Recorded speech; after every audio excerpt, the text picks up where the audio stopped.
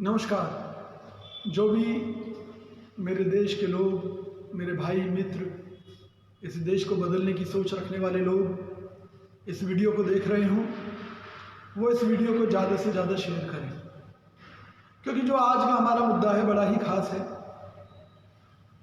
क्योंकि इस देश का कोई भी भ्रष्टाचारी क्यों ना हो, वो किसी न किसी का रिश्तेदार तो है ही। लेकिन अगर वो रिश्तेदार है तो क्या इस देश को शमशान बना दें हम? देश में चारों तरफ लूट मची हुई है और उसी लूट का नमूना है कि गाजियाबाद में शमशान घाट की जो है छत गिर गई और 23 लोग मारे जा चुके हैं उसमें। इसका जिम्मेवार कौन है?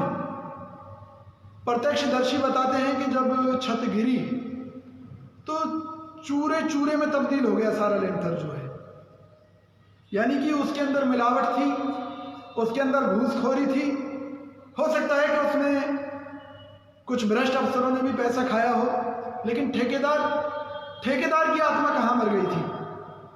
आप ये देखिए ना, अभी जो 23 लोग यानी कि 23 परिवार, और उन 23 परिवारों के पीछे और कितने ही परिवार इससे प्रभावित हुए हैं। कौन है इसका जिम्मेवार? न केवल इस मामले के लिए कृषि के काले कानूनों को लागू करके किसानों को बॉर्डर पर बैठने के लिए मजबूर करने वाले लोग कौन हैं? इस देश में जब कोई वाहन सड़क पर आता है तो उससे एक मुश्त रोड टैक्स ले लिया जाता है, उसके बावजूद टोल टैक्स लिया जाता है, तमाम तरह के टैक्स लिए जाते हैं। फिर भी अगर सड़क के गड्ढों में गिरकर, सड़क के गड्ढों के कारण एक्सीडेंट होकर कोई मारा जाता है तो उसका जिम्मेवार कौन है? हम यहाँ पर चुप हो जाते हैं। क्यों? क्योंकि जैसे ही हमें पता लगता है कि भाई इस काम में हमारा रिश्तेदार शामिल है, हमारा कोई और प्रियजन शामिल है, तो हम उसे बचाने की कोशिश करते हैं। आज देश में जो 100 स्मार्ट सिटी बनाने का दावा किया गया था, उन स्मार्ट सिटीज के नाम पर कितना गोलमाल हो रहा है आप अच्छी तरह जानते हैं कि देश में चल क्या रहा है। विकास के नाम पर विनाश की किताब लिखी जा रही है, और इसका जिम्मेवार कौन है? केंद्र में मोदी जी की सरकार है, हरियाणा में भी भाजपा की सरकार है, उत्तर प्रदेश में भी भाजपा की सरकार है। मुद्दा केवल ये है कि जब तक देश के प्रत्येक नागरिक की यह सोच नहीं होगी कि देश में भ्रष्टाचारी, गलत काम करने वाला कोई हो, अगर हमारे परिवार का सदस्य भी है तब भी हम उसका बहिष्कार करेंगे। क्यों?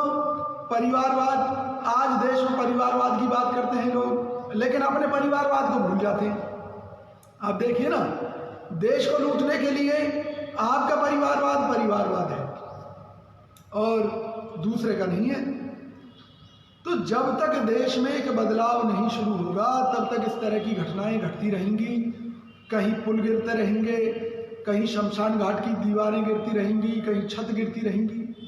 मेरा आप सभी से हाथ जोड़कर एक ही निवेदन है, देश को अगर बदलना है तो आप खुद को बदलिए। कांग्रेस जनसंवाद मंच आम जनता की आत्मा को जगाकर इस देश के लिए एक बहुत बेहतर माहौल पैदा करना चाहता है, एक बहुत बेहतर मजबूत विपक्ष की भूमिका तैयार करना चाहता है कि अगर विपक्ष मजबूत होगा तो सत्ताधारी दल कोई भी गलत काम नहीं कर पाएगा।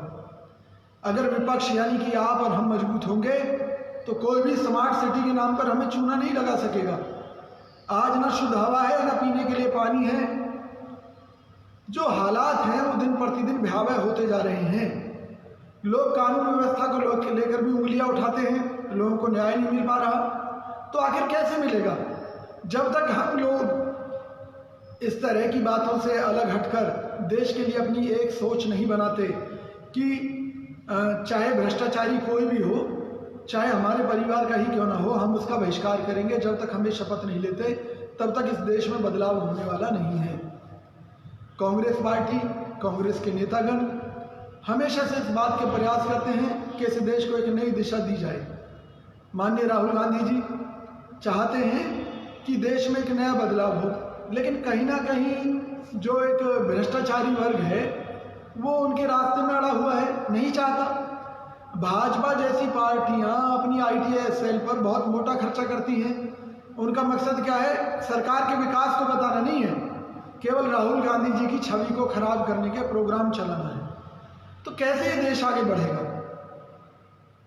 मैं आप सभी से हाथ जोड़कर निवेदन करता हूं कि अगर आपको हमारा ये वीडियो पसंद आता है, आप हमारी इस मुहिम में जुड़ें, इसे अधिक से अधिक शेयर करें। इस देश को बचाने की जिम्मेवारी हम सब की है, हम सबको मिलकर लड़ना है, तभी ये देश बच सकेगा।